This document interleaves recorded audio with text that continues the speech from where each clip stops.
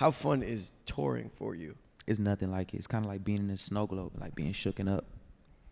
If that's how I see it. Help me understand that. What is the fans are I'm the snow globe, right?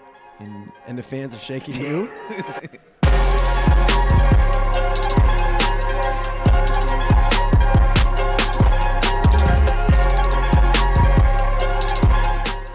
Check. Can y'all hear me? Can y'all hear me? Clap once if you can hear me. Clap twice if you can hear me. Give a crazy round of applause if you can hear me. I like that. Well, what's up, y'all? My name is Speedy, and I'm happy to be here at Stowe State University today. We are here on behalf of Walmart, and we're going to talk to somebody very special today that I'm excited for you guys to meet as well. So please give the same energy that you gave me times 3 to my man, J.I.D.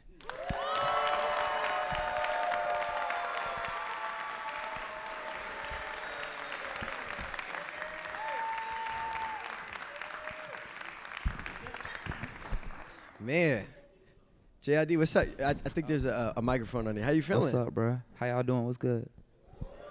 Give him a little more energy than that. We are currently in St. Louis, Missouri. This is actually my first time here. Have you been to St. Louis before? Yeah, for sure. I've been. Is it a city that you rock with? Yeah, for sure. I was eating emos last night. It was fine. It was hard. Are most of you guys from St. Louis, or y'all from? Where y'all from? St. Louis. Okay, hold on. Let me do it this way. Who in here is from St. Louis? Oh, so hard. So more than half. Okay, do we have any New York people in the spot? Me, we got one. I know. Okay, how about Atlanta? All right, not many. Hard. JID, you are from Atlanta. Yeah. What was it like growing up in Atlanta? What was your upbringing like as a young kid? It was like super black for real, cause Atlanta's just I don't know, it's a cluster of black people. Just Atlanta specifically, cause when you get outside of it, it's different. But I don't know, my experience was just, I don't know, I would say super black. Like, I'm the youngest of 7. I got my mom and dad, you know what I'm saying, my brothers and sisters, and I got a big family. I don't know. It's just beautiful black. Were you a fun kid, a cool kid, an athletic kid? What? Yeah, I played sports and stuff. You know what I'm saying? Yeah. I went to Hampton University. Yeah. On a football scholarship. Yeah, we gonna get to that. Yeah. Oh, my bad. No, you jumping. Let's get to it. That's why I'm here, though, I feel like. So you grew up super black, and then you kept it super black with your college experience because you went to an HBCU. You went to Hampton University. How did you end up at Hampton University? Like I said, I played football. My grades were pretty cool, but they was all right. But I got a full football scholarship, and I was just playing ball and going to school, bro. It was cool. Like, what was it about Hampton that made you choose? I'm sure you had the opportunity to go to some other places. Why'd you choose Hampton? It came down to like 3 schools, like some half scholarships, there's like some D1s, and then like Georgia Southern or something like that. And I wanted to get out of the state, so Hampton is like on the water, Chesapeake, all of that, and it was just super cool. So I just ended up going there. It was simple. What were you studying? I was an entrepreneurship major because I was trying to get into law. Okay. To like criminal law. So I was already taking law classes and stuff. Like in Hampton, my grades was super good just because like I felt, I don't know, it was a little easy. I think the teachers, just like the community essence of it and like wanting like black kids to succeed, they kind of like leaned into like, oh, we'll help more. And it kind of helped my grades be better, which is not a bad thing, but yeah. Were you a person who liked school? Were you good at like academia? Yeah. I was in high school. I played. I was messing off. You know what I'm saying? But when I got to college, I took it serious, and I had like a 3.0 like the whole time, something like that. What do you remember about that college grind? I mean, we got a room full of college kids here. What do you remember about being a kid on campus and just trying to make it through? I remember my schedule was like very specific. You know what I'm saying? And we had to make sure like being a student athlete, working out in the morning, then going to classes, and then is any student athletes in here? Y'all play sports and stuff? Yeah. Okay. So you already know like your schedule like super important as far as like waking up even to the end of the day after practice, going to like study halls and all of that stuff. So it was structured. Yeah, I mean, it's been a minute since I was in college, but when I was in college, I just remember being broke as a joke. yeah, for sure. I for have sure. no money at all. Same. Were you in that same type of No, experience? for sure. The same exact, like, what was it, fast food or something like that? Yeah, FAFSA. Y'all it's still going on. They still Still jugging that. FAFSA? Okay, they still jugging and fast food. And they used to give us like little. We had a Chick-fil-A card on campus, so they give us Chick-fil-A cards with like $50 on it. Like, better feed you for like a week type. Yeah. So, You really could make it stretch back in the day. you know what I'm saying? But I remember waiting for them refund checks. Y'all still got refund checks?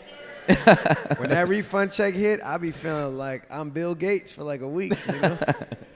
The easiest way to get me to come to something in college was them offering free pizza. For sure. And free food. I'll be in there. Did your school give a lot of free experiences like that?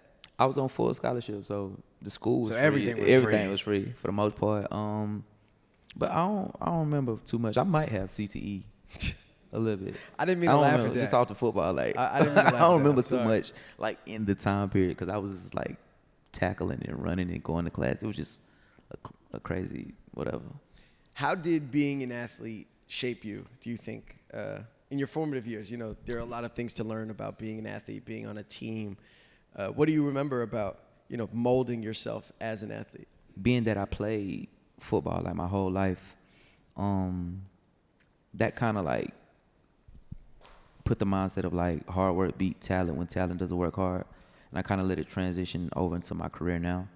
So it really was that exactly, just knowing like I'm talented at something, but you got to work hard at it. And I always like just applied that to life, and it kind of worked out. It Yeah. did work out.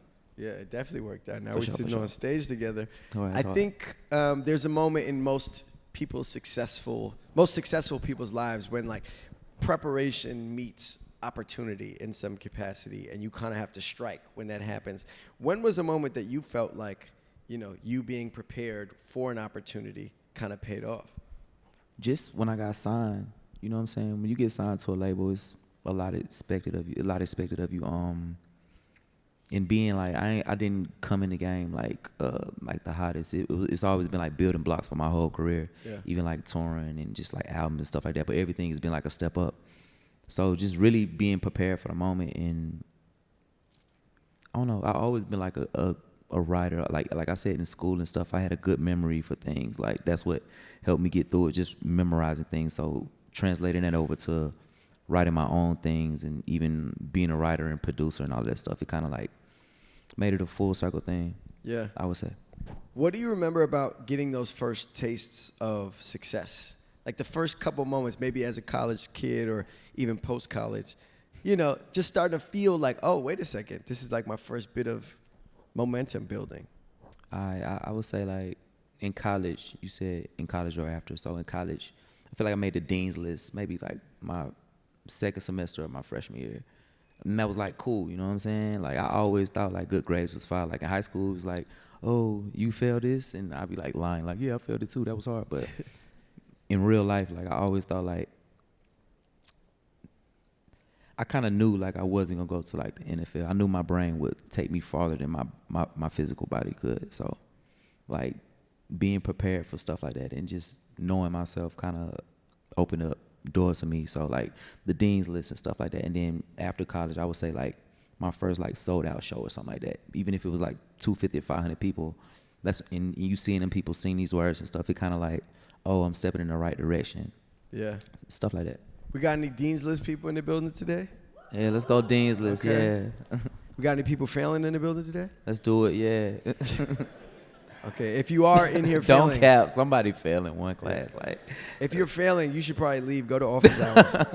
Go to office hours right now. What did you, or how would you say your ambitions kind of pushed you in the direction that you're going? I think a lot of times adversity comes and people maybe feel, uninspired. But how have your ambitions kind of kept you rooted? just coming from like a big family and having like that type of background, watching my brothers and sisters, I kind of always like watched them and knew knew what not to do, you know what I'm saying, use them as an example to learn from. And my ambition just came from like not having no money for real, like, you know what I'm saying, wanting to see another side of life and travel the world and stuff like that. and that was a super motivator. Like family, that's a motivator and all that. But like, I wanted some money on first, and Yeah. you feel me? Like happiness and money. I don't think it always equates, but it's a part of it for sure. So I kind of felt the same. I didn't only want to feel like I had money when I got the refund check, you know? Yeah. I wanted the other months to be like, oh, I can still order Domino's if I wanted Exactly. I used to work at Domino's, to. You had a couple different odd jobs, right? You did some call center work as well? call center, and just just them two. Those are only two. You said that you kind of knew all along that you wouldn't make the NFL. I'm wondering what your ambitions or dreams were then as opposed to what your reality is now. Like, are you now living your dream, or did you have aspirations back then that differed, you know, like the criminal law and such? Yeah, cause I didn't always think I was gonna do music. You know what I'm saying? It wasn't like my first love. You don't always marry your first love. You know what I'm saying? So later on in my life, when I found the music, it kind of turned out. I would say I'm living it now. You know what I'm saying? To answer your question, but it wasn't my first like, hey, I want to be an artist, a musician. It literally was like, okay, I'm gonna do good in school. I'm on a full scholarship right now, but I know it's gonna lead to something else, and I'm just not sure what that was. And even now, like I still be thinking about like, oh, maybe you can go back to law school, cause maybe after all the rap stuff. But my brother been in jail my whole life, like in and out. Maybe like I'm 30 something. He been in jail for like 29 years, I would say. 28, 29 years, something like that. But I always kept that like in the back of my head, like as a chip on my shoulder. But the music turned out to be like my one. For sure. Yeah. What would you say you used to kind of power you through during moments of adversity, whether it was, you know, being a college student or even today? In college, I tried to stay like on my schedule. You know what I'm saying? Like focus on the things I could like control. You feel for real. But being like, I don't know, being an athlete, like that kind of structured me a little bit more. But in adversity, I don't know, maybe just like my foundation. I would say my foundation, my folks was like strong, and then my community of people that I found, like my family that were not actually my family, but the friends that I met in college, like some of the people I'm still cool with to this day, which kind of makes them family. But just your community, that's number one for real. Like whoever you be around, that kind of like turns into your family, home away from home type shit. I want to talk about collaboration. Okay. One of my least favorite things in college was getting put in a whack group, in a group project. Or, you know, you got somebody who don't do no work at all. How does collaboration kind of impact you on the music side? I mean, collaboration is so important to your field. So how would you say collaboration involves you? Collaboration, just coming from a sports background, I always have like a team mindset about things. So I prefer like collaborations in some situations. I love like creating on my own, because that's when I get the most like direct, you know what I'm saying, connection or whatever. But collaborations with people that you rock with, and then building those rooms. Some of the sessions I've been in with like probably some of y'all favorite artists and whatever.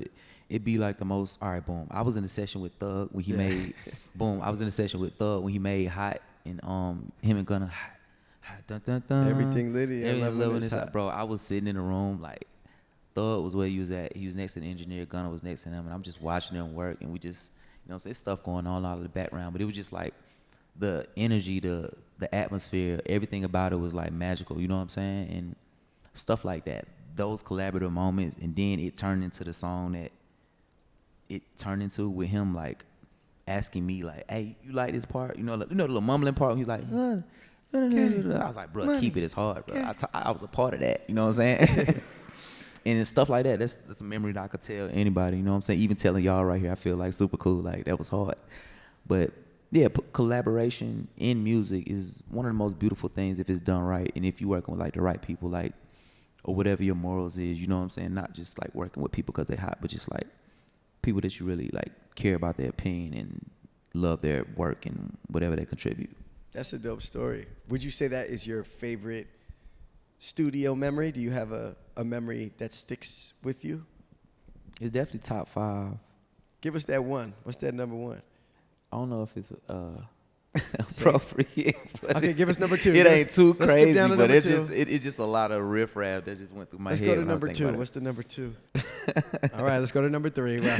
No, not Let's even. go to number 3. It was just probably something with me and Shmino, like we had a crazy session Okay. at the Dreamville sessions and all that. Like when we did that whole Dreamville, I don't know if y'all know the revenge thing. Yeah. Those rooms was some of the craziest sessions because it was probably any artist from like West Side Gun to like Cole could walk in, and I just know me and Smee like had the room like held down, and everybody that was walking in there it was just fire. I've heard some great stories about those. Yeah, days. those are the craziest. And y'all made some great music from for sure, that for sure, time. for sure.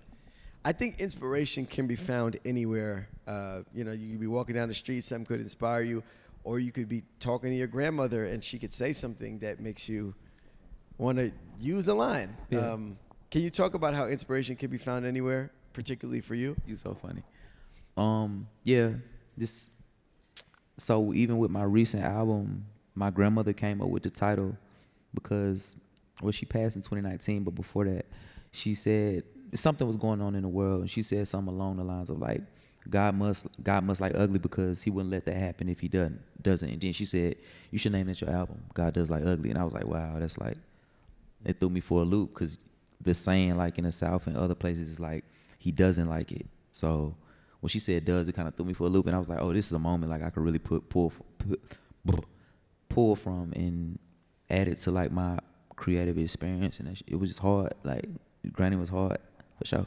You're on tour right now. Yeah. How fun is touring for you? You got a show tonight, but Yeah. how fun is touring for you? Touring is great. It's like a double-edged sword because it's like you kind of burning the candle at both ends.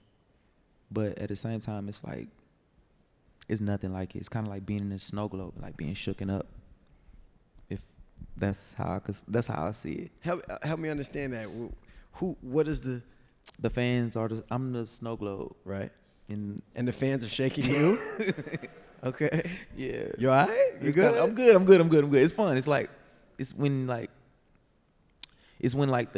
it's not even the internet. It's like the real life. You know what I'm saying? The love like from my fans. It's people happy to see you like every day. And then you doing music. It's like good vibes. It's everything you want.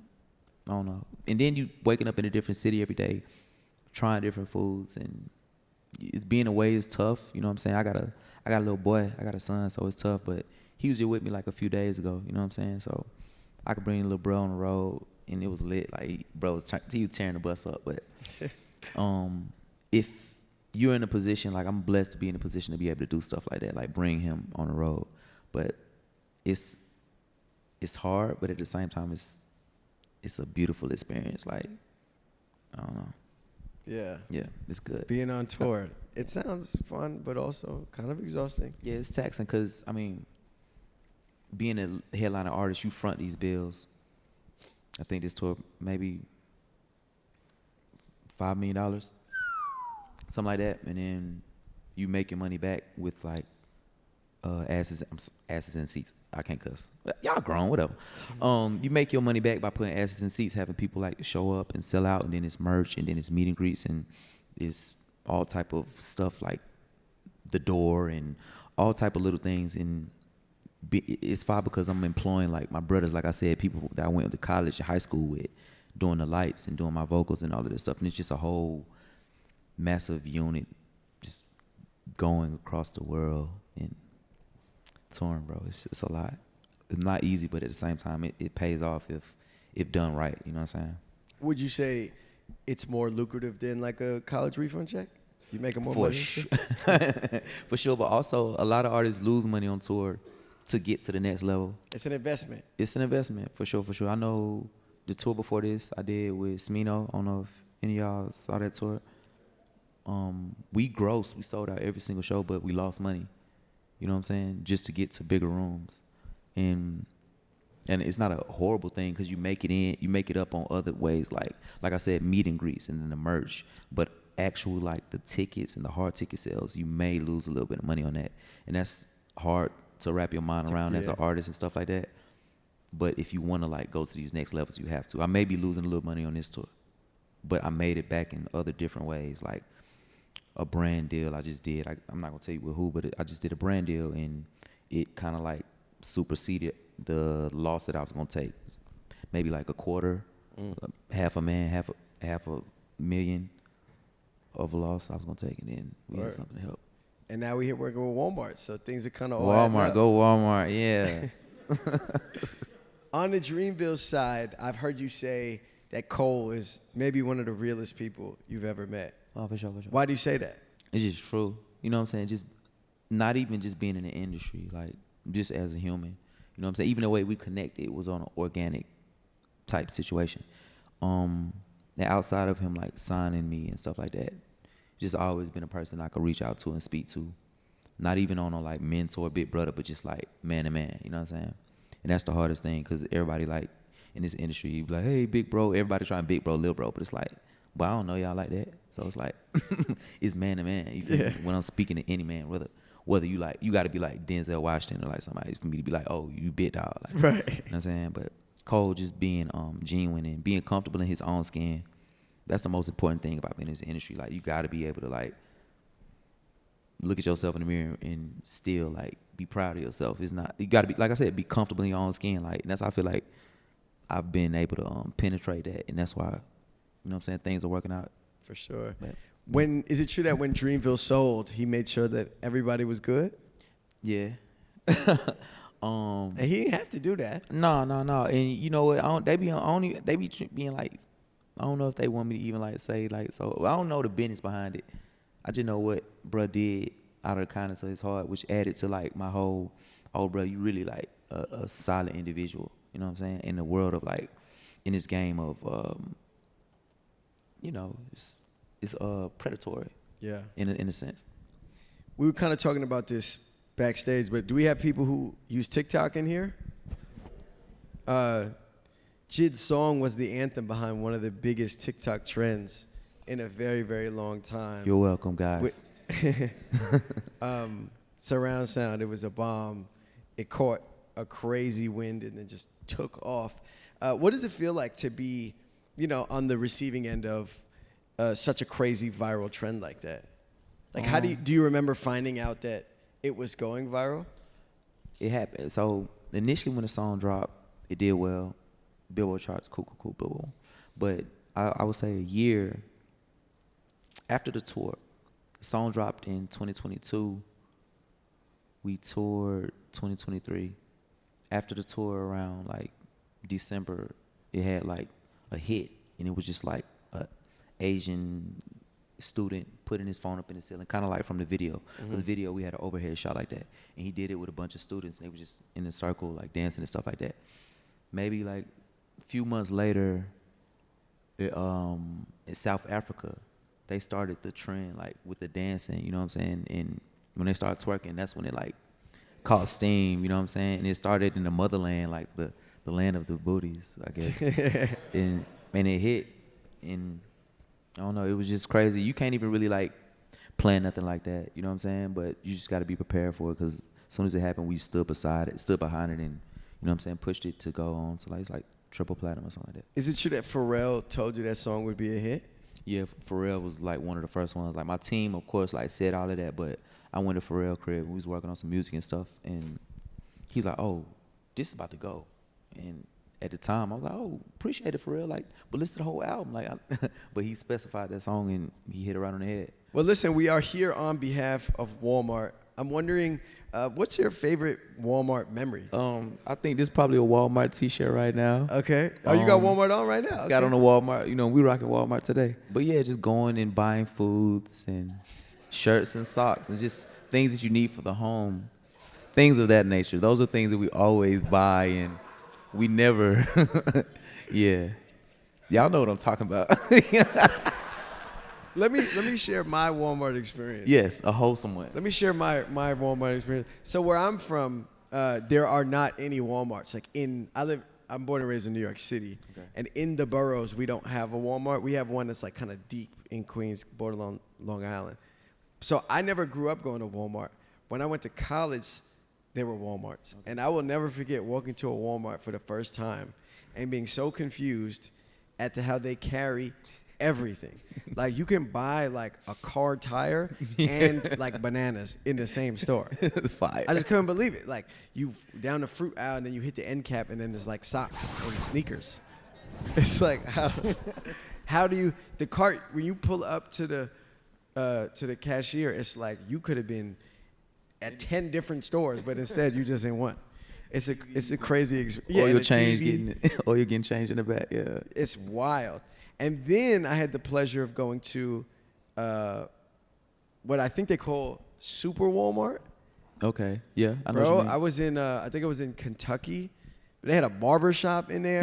They had a McDonald's in there. I was like, yo, you really could come in this Walmart and not go to any other store ever. I wore a Walmart Dickie suit, you know, the Dickie trap suit before, but Yeah. I wore it in the video, video I did with clips. Wow. I literally, the outfit that I wore in there, I wore it from Walmart. A good Walmart fit. Go wear the cameras. Number one. Walmart is, in fact, powering this conversation today, so big shout out to Walmart. And this initiative that they have is called Stay Up. They are, empowering students by helping them, acquire tools that they might need to be successful. But stay up as a message. When you hear that phrase, stay up, what does that mean to you? Like a Tupac, keep your head up, or like, it's like a parting phrase in black culture, like stay up, my boy. All right, bro, like, stay up. You know what I'm saying? But I don't know, in that regard, I would assume they're saying like energy levels or your spirit's high and all of that stuff. And yeah, stay up. I don't know. Yeah, I think it's like up that. for interpretation, Yeah. Like for me, when I hear the phrase stay up, I think stay up is like a parting Yep. sentence, but I also think it means like stay up, like, stay up to date, stay up Okay. on, to stay up on something means like, to be tapped in and like Yeah. to know what's going on. Lock in. Yeah. For Stay sure, up for means sure. lock in. Yeah, for That sure. should be the next brand messaging, huh? Stay up, comma, lock in. But, hey, now We that just can't built go it, for free Walmart. now, Speedy. That ain't. Yeah, you know what I'm saying? 50-50? Please. We bust that down Please. halfway. Is there anything else you want to leave the people with, man? Anything else that you want the kids and the students and the people watching at home to be tapped into? I feel like whatever you good at, you got to work your move. You know what I'm saying? That's like kind of what I did. Whatever I found like my gifts were, I kind of like try to spread them, like stretch it as far as I can. Whether like I knew, I have a good memory, so how can I apply this to like help me get some money? Or like whatever your talent is, you know what I'm saying? Not always about getting money, but just finding out what make you happy, you know what I'm saying? And then if that leads to you making some money with it, like it's the best feeling in the world. But I don't know, you really got to wake up, put your best foot forward, and then manifest it. Like I'm big on writing stuff down. Like I'm a writer myself, like outside of just writing raps. Like I write how I feel like my day should go. I write little stupid poems. Somebody piss me off, I might like write something. Like I don't know, I just try to keep the wheels churning on what my like gifts are. You know what I'm saying? I know I'm good at memorizing things. I know I'm good at writing things. I know I'm good at like applying stuff. Whether it's just like 2 + 2 makes 4, whatever the scenario is. I just try to make stuff make sense. So just best foot forward, bro, and just find out what your gifts is and just work it, bro. And don't let nobody tell you. Like you got to be kind of crazy about your dreams. You feel me? Somebody has to call you crazy. If you really believe in it, you know what I'm saying? I've been in that place. Like I didn't know anything, but I believed it, you know what I'm saying? And I'm kind of manifested my life to this point. So, I don't know, best foot forward, bro. Don't let nobody deter your dreams unless you're just like trying to hurt people or something. I don't know. It got to be all positive, you know what I'm saying? As long as you put it into the like, you stay aligned with your family, your morals, with God, whatever you believe in, like that's the only way. Yeah. 'Cause I'm super like morally driven as far as like even the artists I work with. Like I wouldn't work with certain artists if they own like whatever, because I take it too serious and I'm not like here to play. As far as the music, I'm not playing with y'all. Like, so I don't know. I hope that could help. I think the people in this room maybe can draw inspiration to you a little more specifically because like it's rare that someone who is in this industry, in this field, at the success level that you are, is also, a person who went to college and who went to an HBCU.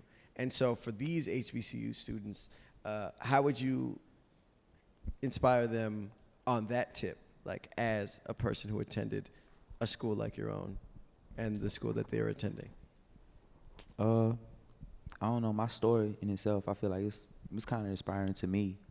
Cause just I played sports all my life. Like I just play sports, football, da da da, and it ended up like not coming into like it didn't work out. But for me to like I don't know. I'm not trying to tell you how to take inspiration from my story, but I just feel like because I feel like my story is kind of weird. It's kind of like I'm the black like stereotype because I played sports and then I turned into a rapper.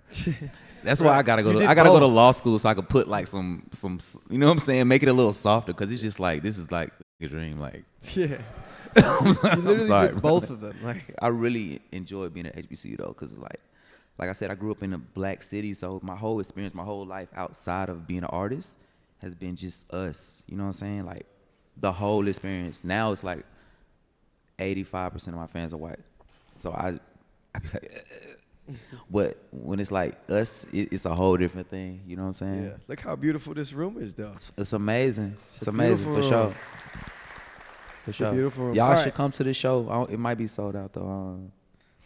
Maybe. Don't you hate when somebody invites you? When somebody invites you to something you can't go to, like, Or they it might know- not be sold. I gotta look. I'm not sure. When somebody knows you're gonna be out of town, they're like, "Oh, I'm throwing a party this weekend." Oh, you're gonna be out of town. shit. Man. Well, before we go, I think we have time to open the floor up to like one or two questions, if that's cool with you. Does anybody have any questions for JID? Hi, my name's Victoria.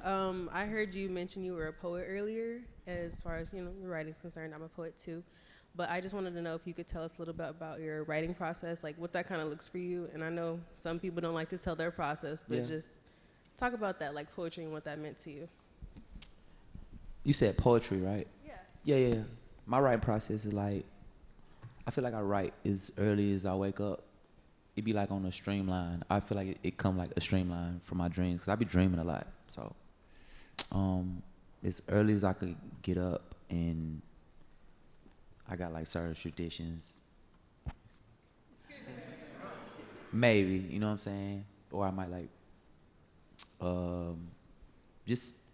I might read something else. You know what I'm saying? Like that kind of get my gears going. Listening to music, other artists inspire me. So if I'm reading something or if I'm trying to like write something, I might find like a little spark from just reading a little note here or something that I found.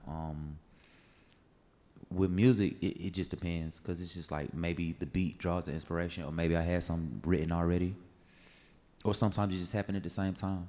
Like, oh, this beat is amazing, boom, 15 minutes or 3 years to make a song. Like, it can be either one. Is that good? All right.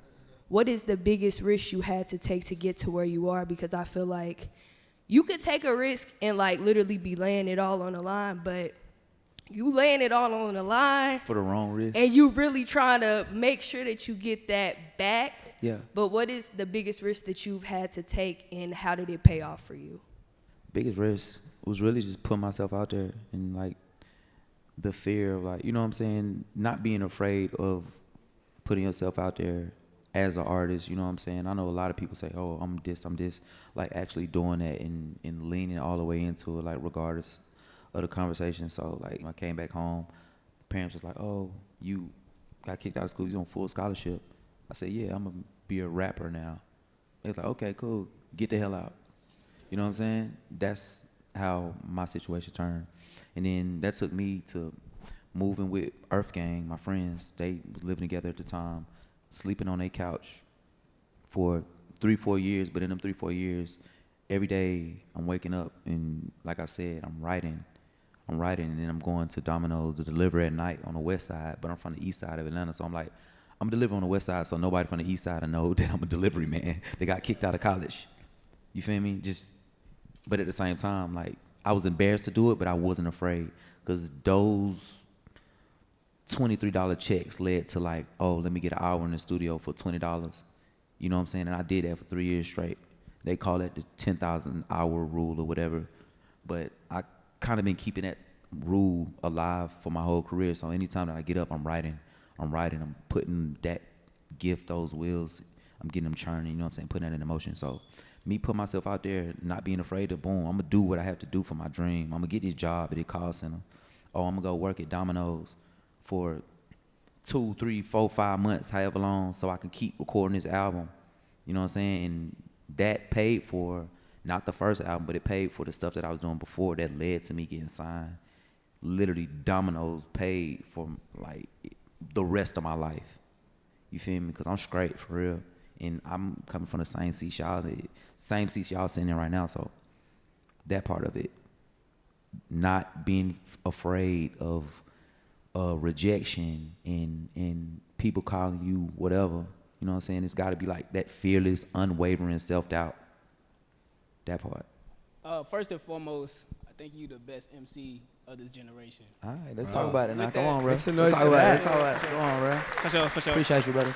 Lyrical, you up there. Thank you, brother. As far as just being the best of this generation, what do you feel like was the biggest thing you had to adjust about yourself as far as collaborating with these different legends like J. Cole, Clips? What was the biggest thing and biggest culture shock where you was like, oh, I have to up my game a little bit? You know, like I just said, the unwavering self-doubt. I'm better than all them you just said. Real, like you just gotta believe, bro. It's nothing but like self-belief. It ain't nothing about anything else. And also, bro, I left school 21. I got signed when I was 26. I'm 34 right now.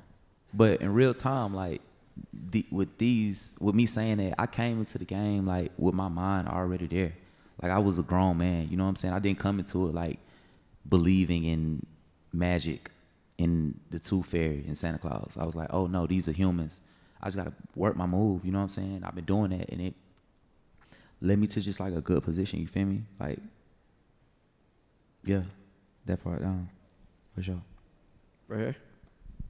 I'm an artist myself and wanted to be in those places of like success, but not necessarily looking to be signed or anything. For yourself, how being signed or being in these places in an industry that's very demanding as far as like what you put out creatively, how do you maintain your own creative freedom within the industry?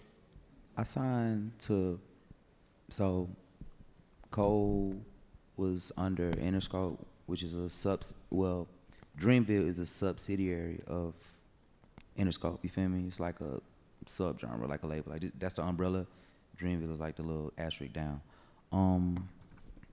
I was kind of blessed with the opportunity to have that freedom. You know what I'm saying? Like his situation when he signed with Jay or whatever the case, it led him to do business in more of a artist friendly, you know what I'm saying, setting. So even at this point right now, like I get to do what I want for the most part, because you know they sold Dreamville and it's Interscope now, so now I'm just like kind of Interscope because it's a whole different world now. But at that time period, I was able to like just work my way through being an artist, you know what I'm saying, find my comfortability, find my pocket and stuff like that.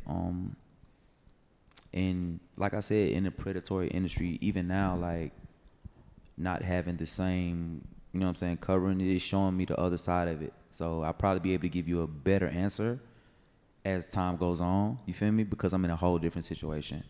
It's not like with the umbrella of Cole anymore. It's a different thing, and I'm adjusting with it, and that's like the product of this last album and all of that stuff. So that was a good question, sir. My boy got his leathers on today. You're an artist, yeah. I got Leather top and bottom. He top ain't come and to play. bottom. He cold. He cold. He mean business. He mean business. You gonna make it, bro, for sure. But let me just wrap this up. I want to say thank you guys so much for having us, and one more time, give it up for the brother J.I.D.